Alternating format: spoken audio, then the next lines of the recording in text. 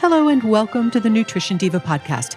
I'm your host, Monica Reinagel, and our topic for today's show was suggested by Tracy, who wrote, "What are your thoughts about carb backloading? Some are touting the benefits of eating carbs only in the evening."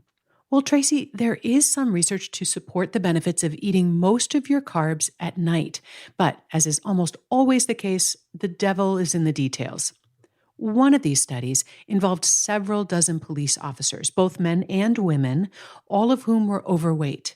And during this 6-month study, the subjects followed a reduced calorie diet. They all ate about the same amount of carbohydrate, roughly 50% of their daily calories. But one of the groups ate most of their carbs at lunchtime, and the other ate most of their carbs at dinner.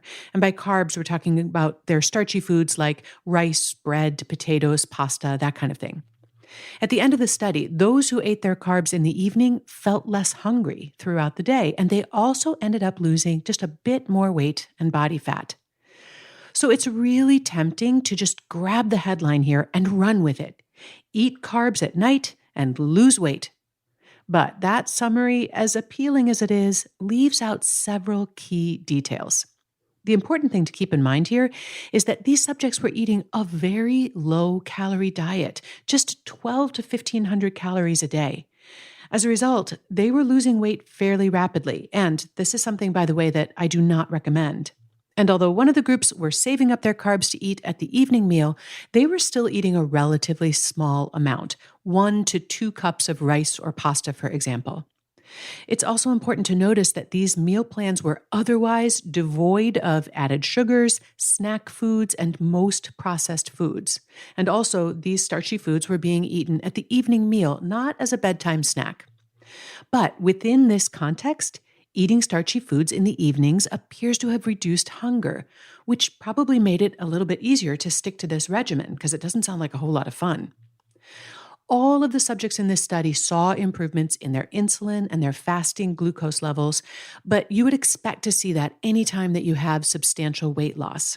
Still, the group who ate most of their carbs in the evening had slightly greater improvements. What if you're not dieting, though? Is there any advantage to eating all or most of your carbohydrates in the evening? In that case, maybe not. A small trial of normal weight men tested the effects of eating carbs early or late in the day without reducing the number of calories that they ate. Not surprisingly, for those who had impaired glucose control to begin with, eating those 300 or 350 grams of carbohydrate late in the day had an unfavorable effect on their blood sugar metabolism. For those that didn't have impaired glucose metabolism, it didn't seem to matter one way or the other. But notice that this is actually the opposite effect as the one seen in the people who were losing weight in the other study. For them, eating their carbs in the evening led to slightly better blood sugar control. So, what do these studies tell us? Well, they suggest that if you're eating only healthful sources of carbohydrate, such as whole grains, legumes, or starchy vegetables, in very limited amounts, then eating them in the evening might be beneficial. But if you're envisioning a scenario where you eat a low-carb breakfast and a low-carb lunch, and then you get a free pass to dig into a huge bowl of pasta, maybe followed by a few cookies and a big bowl of popcorn or pretzels to snack on in front of the TV after dinner, I'm afraid I can't help you there. According to the research that I've reviewed, the only people who seem to get a benefit from carb backloading are those who are simultaneously dieting. And the primary benefit seems to be that it makes dieting a little less miserable by quelling hunger. A small but carb-rich meal late in the day stimulates the release of satiety hormones that decrease appetite the following day. Now, of course, there is another way to make dieting less miserable, and that is not to do it at all. Remember, the dieters in these carb backloading studies were only eating 1,200 to 1,500 calories per day, about half of what the average adult eats. And this approach to weight loss has a number of disadvantages beyond just daily hunger. When you lose weight this quickly, you tend to lose more muscle mass and less body fat. Secondly, you're more likely to trigger a metabolic backlash in which your body slows your metabolism to survive what it perceives to be an extended famine. And third, you're learning how to lose weight but not how to weigh less. And as soon as you stop dieting, you're very likely to regain that weight. If your goal is to lose some weight, I recommend that you take a much more gradual approach because the slower you lose the weight, the more of it is likely to be body fat, and the more likely you are to keep it off long term. Now, if you'd like to experiment with carb timing, here's how you might go about that.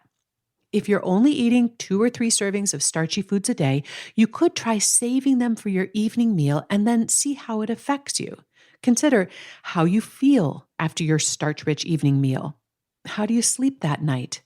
Do you find that you get better appetite control the next day? Because if you're trying to lose weight, that could certainly be useful. And do you enjoy your daytime meals more or less without the starches? These are things that no study can completely predict, but you could discover them with some self-experimentation.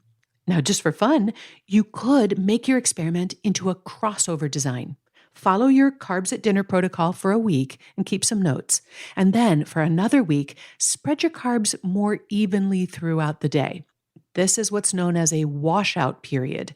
Rather than switch directly from one protocol to the other, you want to start each arm of your crossover from a relatively neutral state.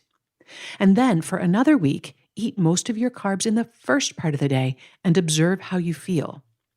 To get the most accurate read, try to keep the type and the amount of carbohydrates and other foods roughly the same throughout this entire 3-week period. And the final step in your experiment is to write to me and tell me what you discovered. I'd love to hear what you found out. You can email me at nutrition@quickanddirtytips.com or connect with me on Facebook, Instagram, or Twitter.